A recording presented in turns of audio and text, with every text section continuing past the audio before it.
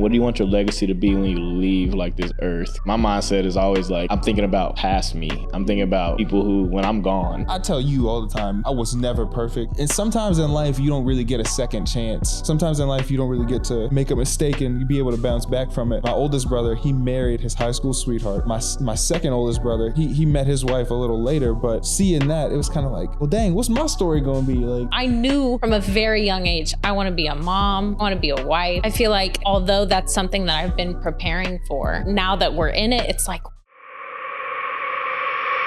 Welcome back to another episode of Unscripted with A&J. We are here with Brynn and Marcus.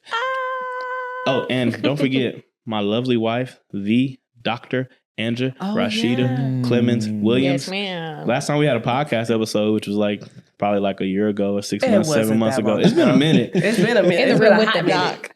But she was not a doctor. She was still working on her dissertation, and she finished that in August. And so we're here. And Brynn and Marcus are like former like students of ours from Southwestern, but they've become like family. They become family. Like, and that's a cool thing about working at a college like that is like you have students who are family members. And so we actually got the chance to do their wedding in May, which was a lot of fun. It was our first like big wedding. Yeah, it was our first big one as A&J. Yeah, did not know that. Yeah, Mm-hmm. Yeah, y'all were number one. So yeah, that was our first wedding as A&J. Yeah, it was literally. Yeah. That's awesome. Yeah, I didn't even think about that. So thank y'all. Well, y'all killed it as A&J. I appreciate that. You know. Y'all killed it though, honestly. Hey, don't hype us up just because we No, right here. Like you can tell us like you y'all literally was come trash. highly- Y'all truly Y'all killed come it. highly recommended from us. Yeah. Like Hey, anyone turn who's up. doing a wedding, I highly suggest using A&J and people that we use because I was like, they saved our lives in so many ways. Thank Like y'all. you guys were so helpful. Because real talk, we was stressed out for a little bit, or maybe it wasn't we. Maybe it was just me. You were being a groomzilla. No. Were you being a groomzilla? Yeah, 100%. I was, I'm real type A, so I was like, I got to get all of this together. I was like, you got to do this. I'm gonna do all these things. And at a certain point, we was like 20 or 30 days out, and I was like, look, man, I don't even know how this is gonna look whenever we get out there. I was like, I don't know where we're gonna get these flowers from. I don't know who's walking where. I don't know what we need to be doing before the wedding. But y'all took over, and it was like, at that point, I was like, cool, I don't have to worry about it no more. Yeah, that's the whole point. Somebody got it completely. It's under funny control. because the conversations that I would have like with you, separate from Brynn, planning or pre-wedding, totally different. Yeah. Like Marcus is like, I got this. I got a timeline for him. I'm like, I'm supposed to do that. But he's like, I got a timeline. I got this. I'm like, all right, just send me whatever you got. And Brynn's like, I'm like, Brynn, what do you want? She's like, Yeah. whatever. You're trying to get I'm rid like, of I know you anxiety. got it under Like, control. it's fine. Yeah. Okay, sounds good. But then And also like, he kept yeah. doing stuff, and I was like, "That's literally their job." I was like, "They got it," and he's like, "But like, why not me just do it?" And I was like, "You have a whole job that you're Let you doing." halfway. I was like, if I get you a working draft, I was like, man, if I get you a draft, you can run with it from there. So I'm I was like, yeah. He gave us a so skeleton. funny. You gave us a skeleton. But it's so funny, like, because I like knowing y'all from college, like, that's totally Brynn's personality. Yeah. Like, everything's gonna be fine, you know. She's laid back, Yeah. and this dude here is like, okay, what we need to do, what we got to get done. Like, yeah. Yeah, it was the best stuff. So since we already talked about wedding day, let's talk about like what was running through your mind like on your wedding day. I was really nervous about like our vows and like standing in front of everyone because I'm a performer and I already get nervous, but I get more nervous when people I know is in the audience. Yep. And so and it wasn't like it was a performance because it was just us being us. Right. But when it is me being me, I'm even more nervous. Yeah. And it's like I'm giving a speech in front of people and we knew everyone in the audience. Yes. All your So family friends. I would say I was most nervous about that. But other than that, I was like, once we get that done, like that's really all the speaking in front of people I got to do. So I was like, just as long as I don't trip. And I ended up tripping. Did you really? Yeah. The picture that's on the front of our gallery, that's from me tripping down one of the stairs. And I looked to my best friend. I was like, is it the one?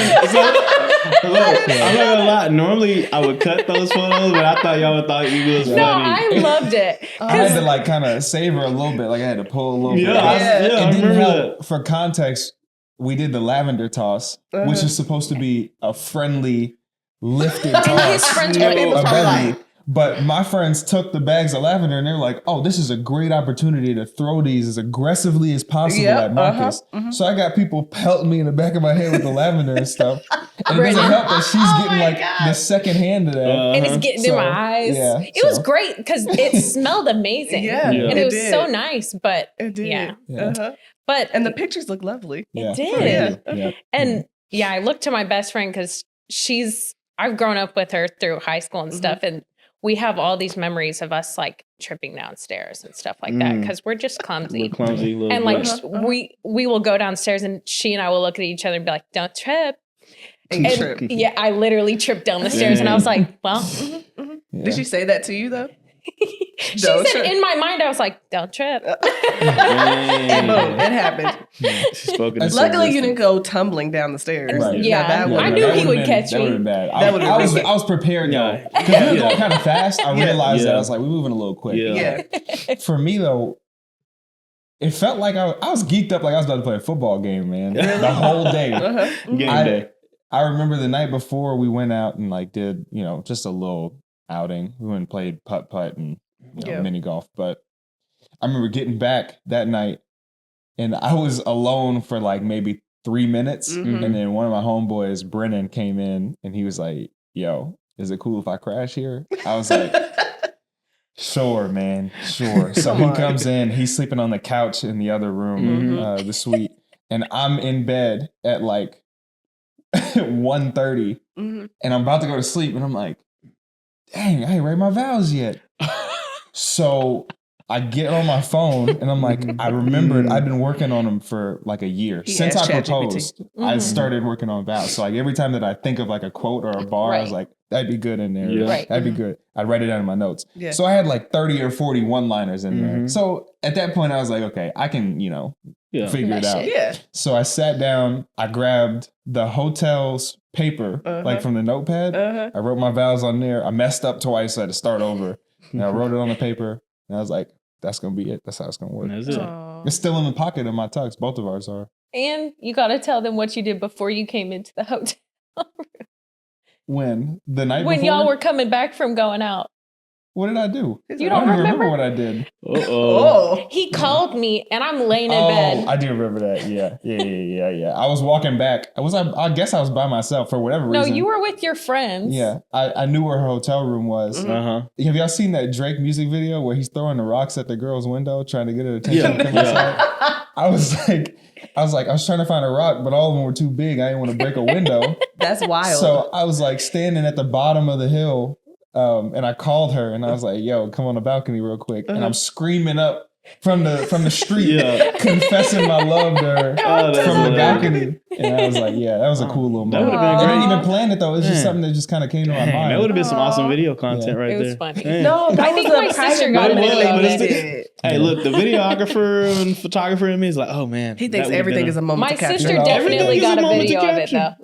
though. Your what? Your My sister did? sister. Yeah. Oh, Yeah, that's because she awesome. stayed the night with me the night Aw. before. That's cool. Yeah. So sweet. In the street like a fool, just yelling up. It's like to her. you needed a boombox. You got your boombox, man. I love you. Yeah. I never gonna stop loving you. Yeah. Rapunzel, It let was down your It was long dope. hair. It was dope. It was a really good time.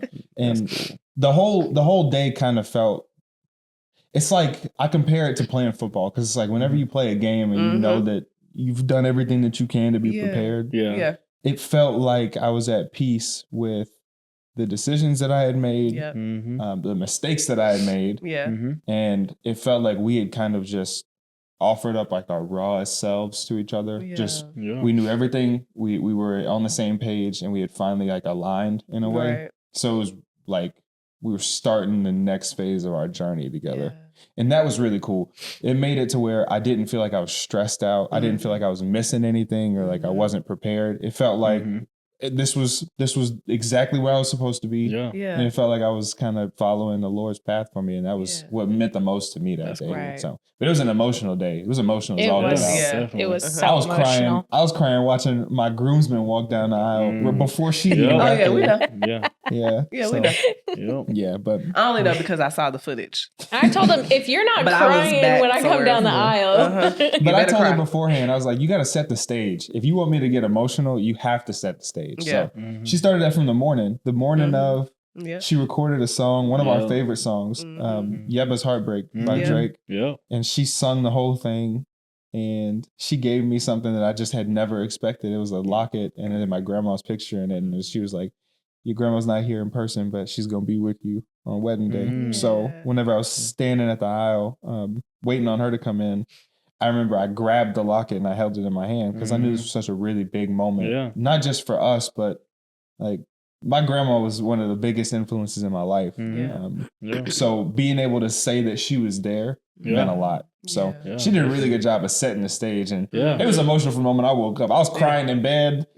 All my friends came in. We did the podcast in the room. I was crying during that. It was like, so it was a really good day all in all. Yeah. It was go ahead. I was going to say, not only that, but he had a picture of his grandma, and then I gave him a handkerchief from my grandma. Yeah. So he had both of them. Yeah. Very special.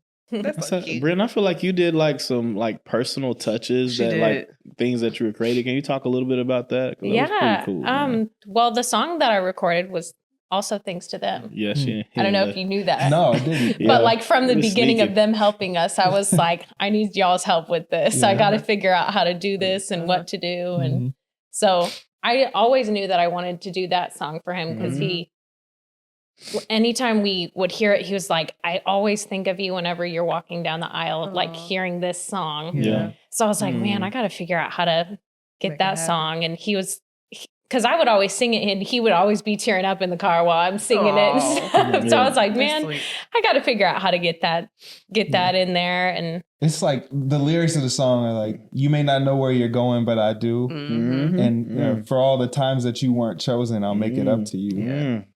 It's such a great song or interlude. It should have been a longer song personally, but it should have. It's a phenomenal touch. And I was hoping that she could walk down the aisle to it, but so how Catholic churches be. Speaking of that, let me look at the camera on this one. Let's talk about that. What was that church lady's name? I had PTSD. Linda? No, Kathy. It should have been Karen. Sorry for all the people named Karen, but you're actually nice. Oh my goodness, that was Kathy was her name. That was something else. Yeah, that was I was so nervous because I'm like, I have to bring this news to Brynn because I would have hated to just say, forget all of this. Press play. We gonna go down the aisle. We gonna do it, and then she would have ran out and said, "Stop this! Stop!" Yeah. Like I did not like that. Would have been the worst. The worst thing ever. And I would have taken like full responsibility for that, even though like we had our little sidebar about it, you know? I was like, Brynn was like, YOLO. But I was like, I don't want to risk this lady acting a fool because there's some words playing, you know, to the song or to the instrumental, whatever. And so I was like, we can't like, I don't want to risk that for you. Like, I don't want to risk your day and it ends up being worse. Yeah. So we had to make an executive decision. That whole like kind of, I think that was probably like the most, I will say like the most negative interactions I've had with like a person who works with the church or with a venue and just not being like personable and customer service based. Like, and it was, I think that was the toughest part for me because to me, like that day, like it's your wedding day and it's supposed to be about y'all. And even in regards to like the events that were happening before your wedding and that had been booked right after and just all those things, you know. Yeah. That's one thing that I did learn is that you kind of got to be able to just work with the chaos. You do. You know, pivot. She wasn't gonna ruin our day though. No. She would like talking on small touches, like being able to walk out to flashing lights. That was really cool. I'm like, she let him walk out to that, but it was an instrumental. It didn't have any words, so she didn't even know. She but had it was no just clue like what it my was. friends still talk about that to this day. Like my brothers, we have a group chat, and they were asking me after the wedding. They're like, "What was the song? Like, how did you get the instrumental for flashing lights?" So we just found it. On TikTok. I found it, and then I went to like the instrumental person who did it, and Yeah. I just kind of figured it out. Yeah. So, but it was a very, even with all of the mishaps by old girl, it was really unique. Of a wedding, I would say, and it was everything that we wanted it to be. I don't think that anything went out of line enough for us to be like, oh no, our day wasn't what we wanted it. So, and shout out to Henry. Thank goodness he was able to play the guitar. That was so unique. Like I've never heard an electric guitar being played in a wedding, let alone most Catholic churches. Right. And it was just very cool that he was able to do that. We had stuff like people backed out. Like one of the instrumentalists that you hired, she backed out before the wedding. Yeah.